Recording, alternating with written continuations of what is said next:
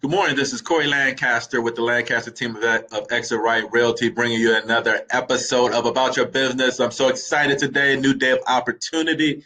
And today I want to talk about your voicemail. Voicemail, okay? So this is something I've been seeing a lot over the last few years, in particular with some of the younger generations, might we say, the millennials a lot of times. So what I'm finding is there's a lot of people not doing a couple basic things to help them grow their business. One is on their voicemail, your cell phone. We're talking about your cell phone or primarily your cell phone. You need to change your voicemail to let people know what you do. Okay. So here we work at XRI Realty.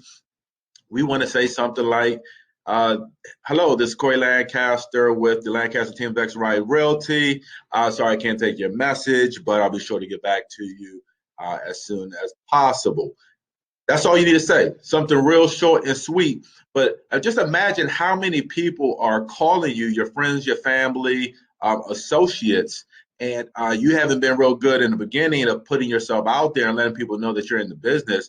What better way when they hear your voicemail to remind them or introduce them to the idea that you are in the real estate business?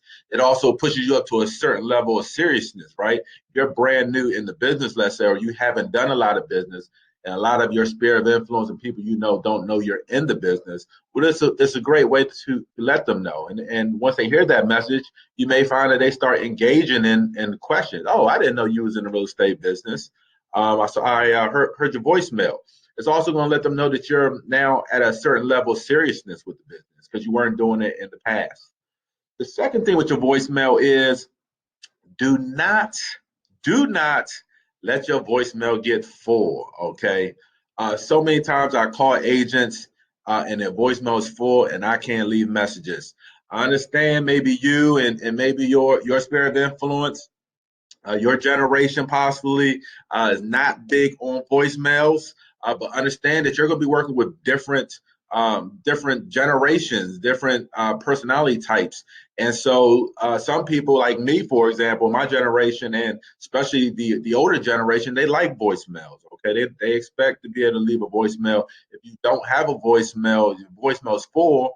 I personally, I assume that you're not very professional. Okay, that's just an assumption I'm making is that your voicemail is full.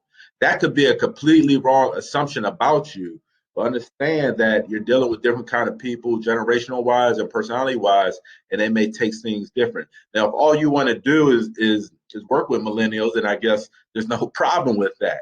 But occasionally you might get someone else. Okay, so right now in the voicemails, they go to you can get it transcribed so you can kind of read it right on your phone and stuff like that too. So it's just kind of a thing I think you guys really should. If you do have a voicemail that's full, I think you really should make that adjustment.